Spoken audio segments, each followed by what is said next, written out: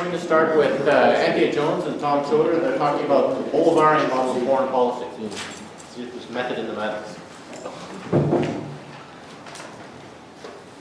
Okay, hi. The aim of our talk today is hopefully to present to you an alternative look at Venezuelan foreign policy. The dominant narrative on this topic, which can be found in the media, pronouncements of policymakers and diplomats, and large sections of academia, is no doubt familiar to those of you who have studied Venezuela or followed what's going on there. This narrative essentially argues that there is no substance to Venezuelan foreign policy, that it's just driven by simplistic anti-Americanism that intends to cover up problems at home, and that Chavez is simply pursuing power for power's sake, with no guiding principles or aims. And we believe that such a narrative has two major flaws. Firstly, it represents a narrow, ahistorical approach that sheds little light on the historical and intellectual influences of Venezuelan foreign policy.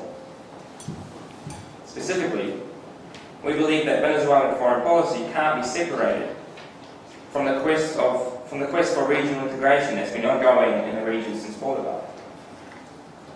Ignoring such influences not only produces an incomplete understanding of what's going on in Venezuela and its foreign policy, but also, we believe, leads to a second major flaw. This is that presents a static view of the Bolivarian project, which fails to account for its evolution or anticipate its trajectories. Because the dominant narrative doesn't see principles or goals driving foreign policy, it cannot account for the possibility of achieving these goals, or the possibility of evolution and change. Instead, it assumes a static Chavez and a static Bolivarian revolution, always up to the same old anti-Americanism, always thirsty for more power. And according to this argument, change can only come if Chavez loses power, either due to outside forces or through circumstances that he brought on himself, like a mismanaged economy. This approach is especially problematic, we believe, because we think that Venezuelan foreign policy is entering a new phase, which builds on its achievements and learns from its mistakes to potentially result in a new approach to foreign policy. In order to better understand this new phase and its continuities and ruptures with the past, we'd like to propose an alternative approach. An approach which seeks to, on the one hand, to historicise Venezuelan foreign policy, to account for its continuities with the past, while on the other, to take into consideration its evolution and dynamics, in order to understand not only its continuities, but also its changes. Now, in the remainder of this talk that I've got here today, I'd like to briefly explore the historical and intellectual influences of Venezuelan foreign policy, and then Anthea will elaborate on its dynamics and different phases.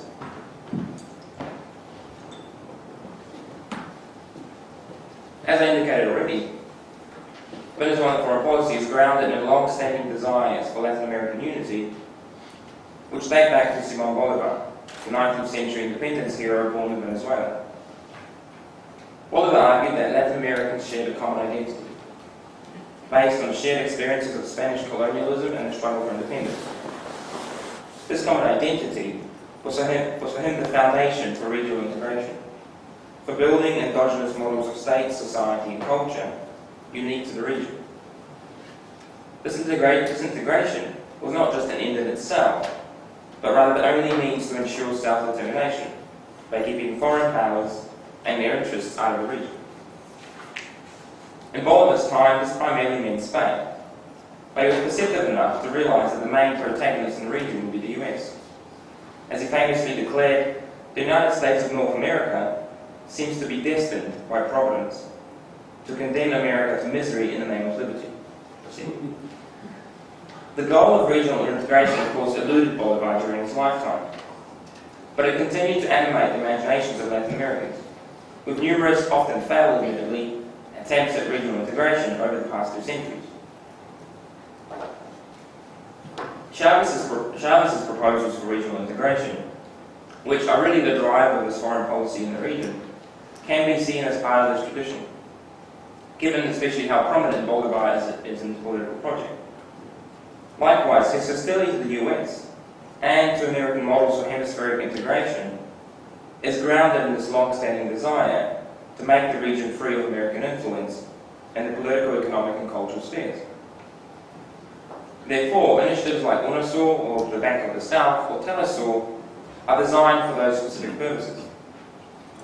Whether we agree with them or not, these projects reflect a shared experience and desire that goes back at least 2 centuries. And we believe this also explains some of their relative successes. Now, Anthea will expand more on these actual projects in detail and on their successes in a second. But for now, I want to quickly draw attention to the final intellectual influence of Venezuelan foreign policy, and that is the concept of multipolarity. Basically, multipolarity refers to a normative choice in favour of an international system where no one power dominates the others. This concept of normative roots lie in an online movement during the Cold War, where third world nations protested against the bipolar distribution of power between the Soviet Union and the US. And instead they promoted a third force, as they called it, in international affairs, which was to come from the third world. For Chavez, this concept of multipolarity complements his other foreign policy influences, because it enables him a critique of the US dominance of the international system, as well as guiding the integration of the region in an aim to create a Latin American pole to challenge the unipolar world dominated by the US. Now, this is a necessary brief and superficial outline given our time constraints. And we can go into detail in the questions if you guys wish. But hopefully what it's done is it's indicated to you something about the continuities of Chavez's policies with thinking and practice on integration in the region that goes back 2 centuries. Now I'll hand you to Anthea, and she'll talk to you more about the contemporary dynamics and the evolution of the process. We suggest that the evolution of the Bolivarian foreign policy model has been a process of incremental radicalization, and that the best way to understand this, or to view this evolution, is through a series of phases. We argue that the Bolivarian Revolution has undergone 2 key phases in its evolution and is currently transitioning to a 3rd phase. During the first phase, which was roughly 1999 to 2004-2005, policymaking concentrated on achieving a swift consolidation of power through structural measures such as the redrafting of the Venezuelan constitution, the removal of key veto players, and as a consequence, a complete overhaul of the Venezuelan parliamentary system, so it moved from a bicameral to a unicameral parliament. During this phase, many of the government's attempts to transform Venezuela through its Bolivarian revolution were met with strong opposition. Much of the first 5 years of the Chavez government were characterised by conflict with opposition groups, which manifested most famously in the attempted coup d'etat in 2002, the oil lockout with PDVSA at the end of 2002, moving into 2003, and in 2004 with the recall referendum to recall President Chavez from office. It's important to note that every time Chavez and his government overcame a direct challenge, such as the 3 I just mentioned, the government's revolutionary path further consolidated and thus further radicalised. However, these developments also foreshadowed and laid the foundations for future dramatic shifts in Venezuelan foreign policy that occurred most significantly during what we term as the 2nd phase of the Bolivarian Revolution, which is around 2005 to 2010. However, Chavez emerged from the first phase with greater power and legitimacy, ready to build on the policies already in place at home, and also ready to venture into new initiatives abroad. Furthermore, the nature of policy making had been altered. The elite accommodation of the economies had been swept aside and replaced by a system in which the president was increasingly the focal point of policy making, where countervailing forces in society were weakened. However, in the 2nd phase of the Bolivarian Revolution, incremental radicalisation can be seen in the increasingly comprehensive nature of content emanating from the Bolivarian foreign policy initiatives. As we see it, this radical element in Venezuelan foreign policy making manifests in 2 distinct ways. The first is what we have termed as constructive initiatives that have become institutionalised within the region. The best examples of these constructive initiatives that have been the development of regional projects such as ALBA, an unorthodox regional trade bloc, Petrocaribe, which is a program promoting regional energy security through subsidised oil provided by Venezuela, TELUSUR, which is a regional television network, and the Bank of the South, which is the proposed Latin American-led development bank for the region. This Bolivarian focus on social development from an homogenous Latin American base has manifested into a system that incorporates exchanges between member states in a non-traditional way. This approach is designed to foster regional development and to involve countries that ordinarily would not be able to participate in trade that is based on a traditional monetary exchange for goods. It encourages the active participation and contributions of other Latin American nations in the future focus and policy agenda, and appears to reflect the values of the Bolivarian model of foreign policy that emphasises regional integration and Latin American solidarity. While Venezuela may have, in its infancy, been the impetus for these new approaches, the final product is the result of a process of negotiation amongst an array of regional actors. We can see this most notably in the number of new or revitalised institutions such as UNASUR, Mercosur, or more recently the establishment of the Community of Latin American and Caribbean Nations. However, when Venezuelan foreign policy initiatives run into entrenched interests, the radical nature of Venezuelan foreign policy can manifest in antagonism, especially when confronted with diametrically opposed projects for the region, such as those put forth by the United States, both past and present. This antagonism is rooted in the historical and intellectual foundations of the Bolivarian foreign policy model, which Tom has previously outlined. One of the most prominent examples of this antagonism can be seen in the 2008 conflict involving Ecuador, Colombia, and then Venezuela. During the Uribe presidency, Chavez perceived Colombia as a proxy for US interests in the region, represented in disregard for sovereignty and regional integration of Latin American nations. The importance of the 2008 incident is that Chavez's response, which was to support Ecuador by mobilising 10 tank battalions to the border that it shares with Colombia. I'm not sure if you actually saw when this happened. Chavez made this quite extreme policy decision live on television in his program El Presidente. But what his decision shows is that he and Venezuela's commitment to the core values of the Bolivarian foreign policy model, which is largely based on Latin American self-determination, free from foreign interference. This event may have represented the antagonistic side of the Bolivarian project. However, more recently, Colombia has been taking a more independent stance in the region and in regional affairs, and so we can see sort of relations between Colombia and Venezuela are improving. So the question arises, in conclusion, in what direction is the Bolivarian foreign policy model moving? We argue that Venezuela is transitioning to a third phase characterised by a return to domestic concerns and diminished activism on the international stage.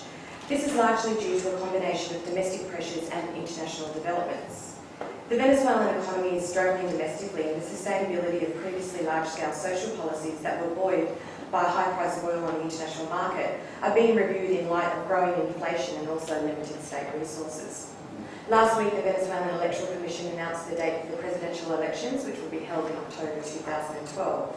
Inevitably, the run-up to a presidential election will draw the policy focus of the government to the key concerns of the Venezuelan population, such as combating the growing levels of crime and violence in Venezuela, trying to curb inflation, looking at important infrastructure issues such as the stable supply of electricity, which has affected a lot of the Venezuelan population in recent times, and also growing concerns over increasing levels of corruption in Venezuela. However, more importantly, the onus on Venezuela and President Chavez to continue as the instigator of regional integration has been reduced as a result of this process of regional institutionalisation that I spoke of earlier. Instead, Venezuela is demonstrating a greater propensity to resolve differences with alternate or right-leaning governments in regional institutions, rather than his previous approach, which was to, at times, adopt a confrontational stance with these particular governments. Thus, we argue that Chavez has largely achieved the key objectives of the Bolivarian foreign policy model in the second phase of the revolution, therefore allowing Venezuela to move towards a third phase that can actually accommodate both domestic and foreign policy goals.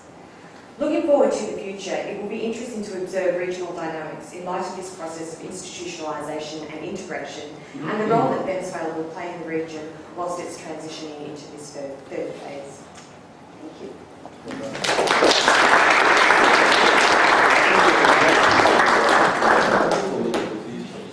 Open the floor for questions. And if those of you, there's some seats down in the front if you want to come and be a little more comfortable. Listen.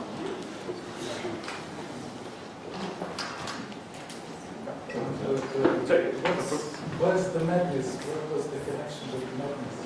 Oh, the madness, well, this was a work in progress. When we first started writing it, we had a bit more of an emphasis on what the dominant narrative said, was basically saying it says that Chavez was a madman.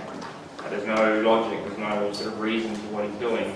He just thinks things up on the spot and then doesn't. So we would kind of sort of discount that and say, no, there is a method to foreign policy, and the catchy title is a method to the madness.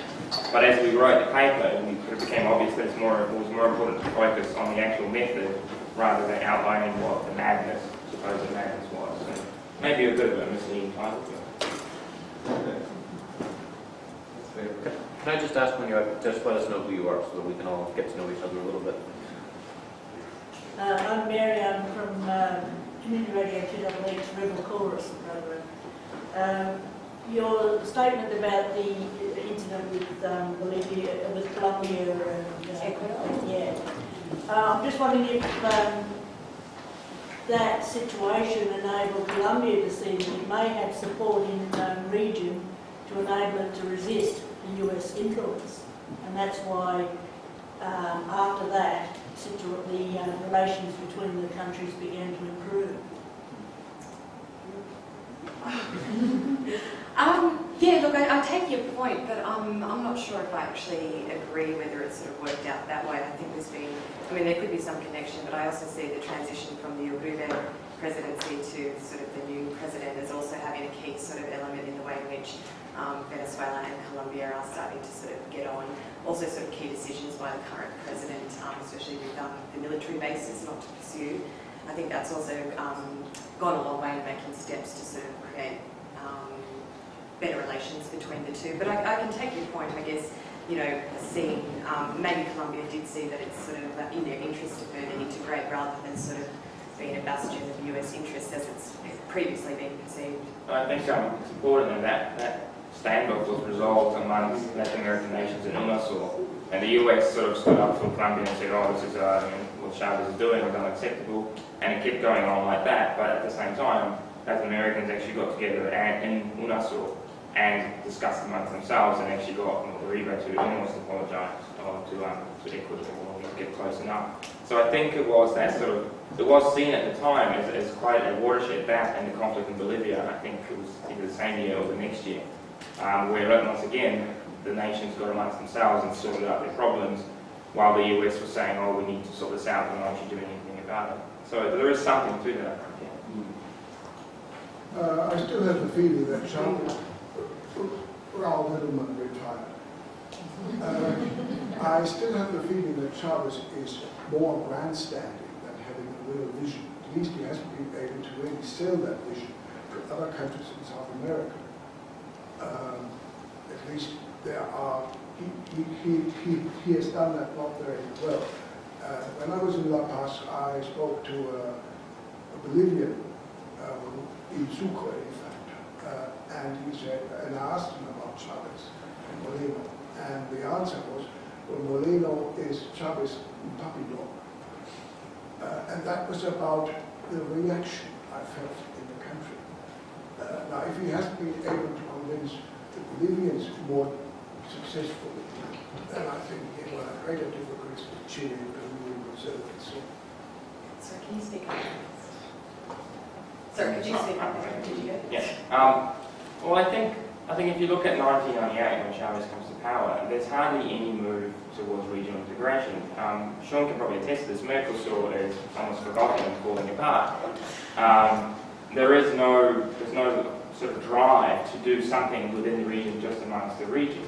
And Chavez starts proposing these things early on, and everyone thinks he's crazy. Everyone goes, what are you talking about? We've got the FTAA, which is being promoted quite heavily from the States, and that is seen as the main vehicle for regional integration. But then, as more of these leftist governments get elected, things start happening.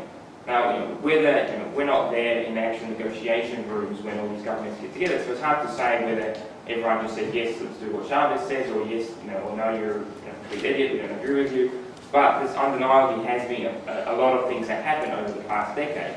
And Chavez has been sort of at the forefront, putting forward in times sort of the most radical projects, which don't quite get, obviously don't become reality. But maybe one way of looking at it is seeing that he's sort of pushing the envelope and making space for others like Lula to put forward stuff that isn't as radical, but is still a big improvement on nothing, which was the stuff before. So it's sort of hard to say. how popular is he amongst the other leaders or amongst, even the people. But if you look at the developments, there's an undeniable movement towards greater integration, and Chavez has been the one talking about it for as soon as he got elected, ever since he got elected. So it's hard to say. But I mean, having said that, there's definitely an undeniable constituency in Latin America that sees Chavez as a threat. The 2006 Peruvian election is a perfect example when Chavez sort of interfered almost in the politics of Peru and said, I support Humala, therefore Garcia should not win, I'll break off contacts with him. Garcia used that as a sort of a scaremongering tactic. So look, Chavez is trying to dictate to us what to do, and Humala lost. In the recent Peruvian election just this year, Chavez has said nothing about it. Completely stayed out of it, and Humala won. So I think, he wasn't able to be used as that sort of scare campaign. So we think, as we said in the talk, I think maybe because some of these goals have been achieved, he's felt comfortable enough to step back and not sort of be at the front line waiting and putting forward things and saying things all the time, because there are now institutions that can do it. My name's Jim Levy, retired. What is the position of Venezuela on the sale of oil and its relationship to APEC? Has there been any fundamental changes recently? Relationship to oil and OPEC. In what sense would you mean? Well, selling cheap oil to the United States has been obviously subsidizing oil to Cuba, I guess. But I'm out of the loop at this point, so So I think probably Petrocaribe is that sort of flagship policy where they're sort of providing subsidised oil to sort of, especially sort of poorer American and Caribbean nations. And I guess it's a way of seeing these countries able to secure energy, or get energy security through a system of deferred payments. But what in relation to OPEC, what do you? well, what is Venezuela's current relationship to APEC? It's always a rather testy one, because of course most of Venezuelan oil, well, where does it go now? I'm not even sure. The majority of Venezuelan oil, I think, still goes to the US. That's my home feeling. Oh, sorry. Yeah, well, Chavez was, when he came to power, made strengthening OPEC his sort of key. That was his first key foreign policy goal, even before the regional stuff. And he did quite a lot of work, and that's when he travelled to Baghdad and to Iran, in the late 90s, where there was a big uproar of how dare he meet Saddam Hussein. But he said, the point of meeting him, I'm going to talk about oil because we need to strengthen OPEC. And I think oil was $5 a barrel when he came to power. And within a couple of years, partially because OPEC agreed on to cut production and sort of stick to the quotas for once, oil went up to $23 from what I know, and then obviously oil went to the roof in the 2000s. So he was definitely at the forefront of trying to strengthen OPEC, but sort of wavered in the 80s and 90s for various reasons. Now, there hasn't been much activism from OPEC recently. I guess because the prices have been so high over the last few years, they haven't felt the need to intervene. I know they put in a sort of a system of price bands that if oil went up above a certain price, they would cut production in order to sort of stabilise the price, and vice versa if it went under, or maybe the other way around. You know what I mean? But over the last few years, there's been such astronomically high rates that they haven't really done that. But I know in terms of where Venezuela's oil goes, a lot of it still goes to the US, but Chavez has been very prominent or very active in trying to diversify that, making a lot of deals with China in exchange. So it was almost like barter trade. We'll sell you oil for the next 10 years in exchange for your expertise in building houses or dams. However, that does have limits on it. This is a big problem that Venezuela faces, is that it's only about a 7-day trip from Venezuela to the US, obviously its biggest market in which to sell oil. Venezuelan sort of oil super tankers actually can't fit down the Panama Canal. And so if they were to access Asian markets, especially all this stuff with China, that's a 44-day trip. Go right down past the Straits of Magellan and then up. So I mean, this is something that Venezuela is trying to sort of figure out in order to diversify how they actually get this sort of logistical problem under control, because it's not economical for them to necessarily do that. So I think that relationship with the US in trade terms is there to stay for a while, just because it's pure economics. One last quick question. I just want to make a comment on concepts, because you were speaking about multipolarity. Of course, you can understand multipolarity as the idea of constructing what we call the patria grande, the idea of the whole. But for us, and maybe we have to think about this, in Latin America, the idea of multipolarity today is more related not to the idea of patria grande, but to the idea of the diffusion of power and gaining more spaces of action in the international system. So it's not the idea of constructing a pole, but the idea that a work that is more diffuse the power and the wealth will give Latin America more margins of action. So it's important to make this difference. That's the way we approach to the concept mainly of multipolarity today. And not only today, but we used to see the concept in this way in the last 2 or 3 decades. That's about my comment. But just to finish, I don't think that's necessarily, the two are not necessarily exclusive, because of course multipolarity is about diffusing power, so the US is not just the one only pole. One of the ways of doing that is to have competing poles. You know, Europe as a pole, Asia or East Asia as a pole, Latin America as a pole. But it's not the only way by no means. No. I mean, there are other ways of building alliances across nations, but not just regions and stuff like that. Thank you very much.